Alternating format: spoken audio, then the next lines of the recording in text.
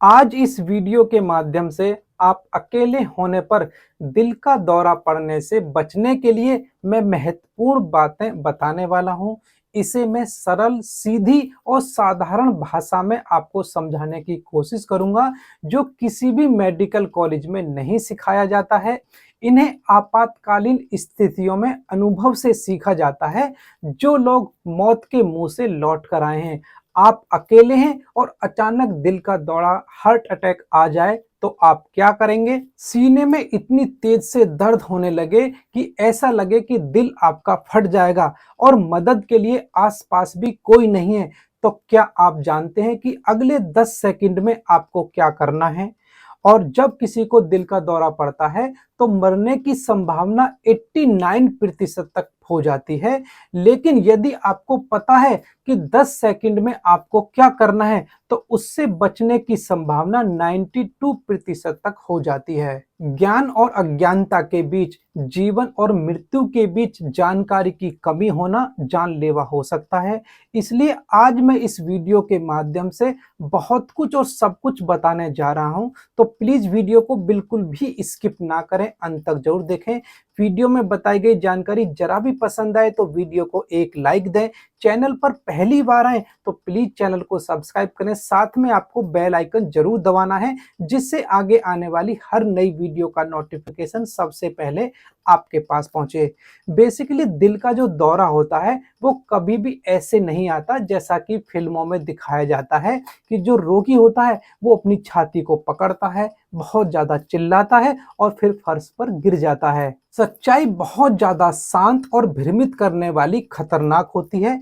87% लोग जिन्हें दिल का दौरा पड़ता है वो लक्षणों को कुछ और समझ लेते हैं। वो सोचते हैं कि कोई पाचन की समस्या है, सर्दी के कारण दर्द हो रहा है या मांसपेशियों में दर्द हो रहा है, और अपने कीमती समय को बर्बाद कर देते हैं। और हर गुजरती मिनट आपके दिल को और ज्यादा नुकसान पहुंचाती रहती है। और जो 65 साल से ज्यादा उम्र के जो लोग होते हैं वो अकेले रहते हैं, उन्हें दौरा पड़ने का जो खतरा है उन लोगों की तुलना में 4 गुना ज्यादा होता है जो किसी के साथ रहते हैं। ऐसा इसलिए नहीं है कि उनका दिल कमजोर है, बल्कि इसलिए कि वो अकेले रहते हैं और अक्सर उन्हें पता ही नहीं होता है कि क्या करना है, और वो खुद के लिए कुछ भी नहीं करते हैं। ऐसा आपके साथ नहीं होना चाहिए। भले ही आप अकेले हों, आप सबसे पहले उसकी तैयारी कर सकते हैं और सीख सकते हैं कि आपको क्या करना है। जो लोग जानते हैं वो बुरे समय में भी बिल्कुल शांत रहते हैं, क्योंकि उन्हें पता है कि क्या करना है। और जो लोग नहीं जानते हैं वो लकवाग्रस्त हो जाते हैं, हताश हो जाते हैं और अकेले में ऐसे फैसले लेते हैं जो कि स्थिति को और ज्यादा खराब कर देते हैं। तो चलिए अब हम जानते हैं कि यदि आप अकेले हैं और आपको महसूस होने लगता है कि आपको हार्ट अटैक आने वाला है, आपको दिल का दौरा पड़ रहा है, तो आपको डॉक्टर की इमीडिएट जरूरत बिल्कुल नहीं है और आपको विशेष उपकरणों की भी खास जरूरत नहीं है। आपको सिर्फ याददाश्त, शांति और निर्णय की जरूरत है। और यह कदम आपके बचाने की जो संभावना है उसको 90% तक बढ़ा सकते हैं। इस वीडियो को बहुत ज्यादा ध्यान से देखना है और उससे बढ़कर आपको इनको अभ्यास भी करने की जरूरत है। कुछ भी आपको अभ्यास जरूर करना चाहिए, क्योंकि हम बहुत सी ऐसी चीजें होती हैं जिनकी हम पहले से ही तैयारी करते हैं, लेकिन बहुत कम लोग ऐसे हैं जो दिल के दौरे से बचने के लिए अपनी तैयारी करते हैं। तो क्या आप तैयार हैं? सबसे पहला फर्स्ट स्टेप, जैसे ही आपको दिल के दौरे के लक्षण या संकेत आपको महसूस होने लगे, तो आप जो भी काम कर रहे हैं उसको तुरंत रोक दें और एक सुरक्षित जगह पर बैठ जाएं। चलते ना रहें और कुर्सी या सोफे पर आप पीठ के सहारे बैठ जाएं, फर्श पर ना लेटें। और फर्श पर लेटने की वजह से ब्लड सर्कुलेशन और ज्यादा मुश्किल हो सकता है और आपकी स्थिति को और ज्यादा खराब कर सकता है। आप खड़े भी ना रहें। प्राथमिकता स्थिरता बनाए रखना और गिरने से बचना है। यह स्टेप बहुत ज्यादा आसान लगता है, लेकिन आपकी जान बचाने के लिए काफी ज्यादा महत्वपूर्ण है।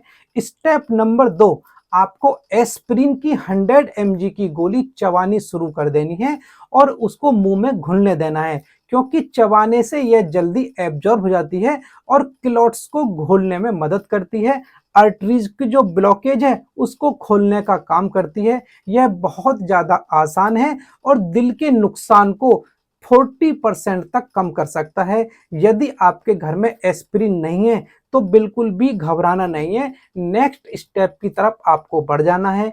यदि आपको दिल की बीमारी है और फैमिली हिस्ट्री आपके घर में रही है तो आपको एक एस्पिरिन की गोली अपने घर पर जरूर रखनी चाहिए। और यदि आपको एस्पिरिन की गोली से कोई एलर्जी है या फिर आपको गैस्ट्रिक अल्सर की समस्या है तो इसको लेने से आपको बचना है और तुरंत ही नेक्स्ट स्टेप की तरफ आपको बढ़ जाना है। स्टेप नंबर जो 3 है, अब वो इमरजेंसी जो सेवाएं हैं उनको आपको कॉल करना है और स्पष्ट रूप से अपना एड्रेस सही सही उनको बता देना है, क्योंकि दिल के दौरे के दौरान आप किसी भी क्षण बेहोश हो सकते हैं। स्पष्ट बोलें कि मुझे सीने में दर्द है और सांस लेने में तकलीफ है। और नेक्स्ट स्टेप नंबर 4, आपको अपने घर का दरवाजा खुला रखना है। चाबी है या कोई लॉक इत्यादि है उसको बिल्कुल दिखने वाली सही जगह पर सामने की तरफ आपको उसको रख दें, क्योंकि अगर जो पैरामेडिकल स्टाफ आता है और दरवाजा बंद है तो अंदर घुसने की कोशिश में कीमती समय बर्बाद हो सकता है।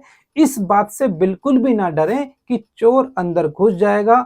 उस क्षण आपकी जान किसी भी वस्तु से बहुत ज्यादा महत्वपूर्ण है। नेक्स्ट स्टेप नंबर 5, पैरों को थोड़ा ऊंचा करके लगभग 45 डिग्री के एंगल पर आपको इस पोजीशन में बना के रखना है। आपको पूरी तरह से लेटना नहीं है और पूरी तरह से मूर्ति की तरह भी बिल्कुल सीधा नहीं बैठना है। आप अपने शरीर को कुर्सी के सहारे या सोफे के सहारे भी सहारा ले सकते हैं और 45 डिग्री के एंगल पर अपनी कमर को पीछे की तरफ झुका सकते हैं और पैरों की तरफ एक तकिया भी आप लगा सकते हैं। इससे फेफड़ों और ब्लड सर्कुलेशन पर ज्यादा बोझ डाले बिना खून को दिमाग और दिल में बहने में मदद मिलती है। स्टेप नंबर 6, परिवार के सदस्यों को एक बहुत ही छोटा सा शॉर्ट मैसेज आपको भेजना है। फोन कॉल आपको नहीं करनी है, क्योंकि इस समय फोन पर बात करना नहीं चाहिए, क्योंकि इससे ज्यादा एफर्ट लगता है और एफर्ट लगाने से आपकी स्थिति और ज्यादा खराब हो सकती है। आपको संक्षिप्त और सीधा सा मैसेज अपने भेजना है, मुझे दिल का दौरे के लक्षण हो रहे हैं, आपातकालीन सेवा को बुला लिया है, मुझे अस्पताल ले जाया जा रहा है, चिंता ना करें, वहां आप आ जाएं। तो इस तरह का जो टेक्स्ट मैसेज है उसको तुरंत ही अपने फैमिली के 1 2 3 4 5 लोगों को तुरंत भेज देना है। कोई तो देखेगा ही, भले ही दूसरा उसका कोई जवाब ना दे। और स्टेप नंबर 7, आपको गहरी सांस आपको लेनी है। नाक से अंदर की तरफ आपको सांस को खींचना है और मन ही मन में 1 से लेके 4 तक की गिनती आपको गिननी है और उसको फिर मुंह के द्वारा धीरे धीरे आपको बाहर छोड़ना है और लगभग 6 तक आपको गिनती गिननी है। तो इस तरह की धीमी और नियंत्रित सांस लेने से दिल का जो काम है वो कम होता है, शांति और ऑक्सीजन का प्रवाह बनाए रखने में काफी ज्यादा मदद मिलती है। यह टेक्निक न केवल आपको आराम देती है बल्कि ब्लड सर्कुलेशन में भी काफी ज्यादा सुधार करती है और आपको समय पाने में काफी ज्यादा मदद मिलती है। और स्टेप नंबर 8, कलाई के अंदरूनी हिस्से में जहां पर आपकी नाड़ी महसूस होती है उसे आपको अंगूठे से दबाना है और 3 बार आपको जोर से खांसना है। खांसने से छाती के अंदर जो दबाव बनता है जो कि ब्लड सर्कुलेशन को उत्तेजित करने का काम करता है। नाड़ी को दबाने से हार्ट रेट नियंत्रित होती है। तो इन जो स्टेप जो मैंने आपको बताए हैं, जो 8 स्टेप मैंने आपको बताए हैं, उनको आपको स्टेप बाय स्टेप सीखना है, उनका अभ्यास करना है। इस वीडियो को बार बार देखना है या फिर उनको आपको कहीं लिख कर रख लेना है, जिससे आप उनका अभ्यास करते रहें और उनकी तैयारी करते रहें। अब हम बातें करें कि दिल के दौरे को रोकने के लिए कुछ अच्छी आदतें आपको फॉलो करनी बेहद जरूरी है। इसमें पहली जो आदत है वो है आपको हर दिन कम से कम 30 मिनट के लिए आपको जरूर से टहलना है। टहलने से आपका ब्लड सर्कुलेशन अच्छा रहता है। और नेक्स्ट आपको अपने खाने में नमक की मात्रा बिल्कुल कम रखनी है। नमक की जो खपत है वो आपको नहीं करनी है, क्योंकि जो नमक जो होता है ये दिल के लिए सबसे शांत दुश्मनों में से एक होता है। ये आपकी ब्लड प्रेशर की समस्या को बढ़ाता है, धमनियों को कठोर करता है, जिसकी वजह से आपको दिल संबंधी समस्याएं होने की जो संभावना है वो बहुत ज्यादा रहती है। इसलिए नमक का खपत आपको कम से कम करनी है। और आपको खाने में जो हरी सब्जियां हैं, पत्तेदार सब्जियां हैं, फलियां हैं, जो प्राकृतिक चीजें हैं, उन चीजों का इस्तेमाल अपनी डाइट में जरूर से करते रहना है।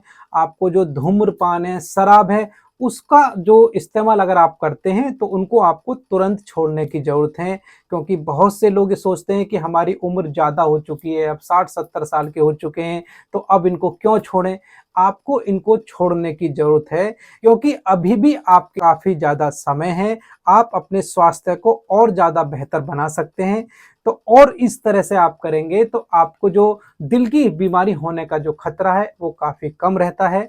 और नेक्स्ट अगर हम बात करें कि आप यदि आपको किसी तरह की कोई भी दवाई खा रहे हैं, डायबिटीज की दवाई खा रहे हैं, कोलेस्ट्रॉल की दवाई खा रहे हैं, या किसी गंभीर बीमारी की दवाई लंबे समय से आप खा रहे हैं, तो उनको आपको बिल्कुल भी बंद नहीं करना है।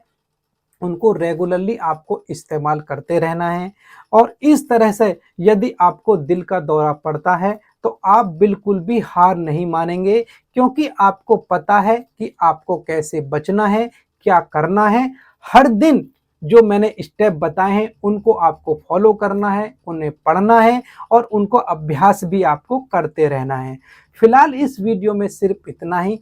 और मैं उम्मीद करता हूं कि आज इस वीडियो के माध्यम से आपने कुछ ना कुछ या बहुत कुछ नया सीखा होगा, नया जाना होगा। वीडियो में बताई गई जानकारी आपको पसंद आई होगी, तो प्लीज वीडियो को एक लाइक दें, एक कमेंट करें, वीडियो को शेयर करें। चैनल पर पहली बार आए तो प्लीज चैनल को सब्सक्राइब करें, साथ में बेल आइकन जरूर दबाएं, जिससे आगे आने वाली हर नई वीडियो का नोटिफिकेशन सबसे पहले आपके पास पहुंचे। और यदि आप जानना चाहते हैं कि हार्ट अटैक के असामान्य लक्षण कौन कौन से होते हैं, यह जानने के लिए आप ये ऊपर वाली वीडियो देखें।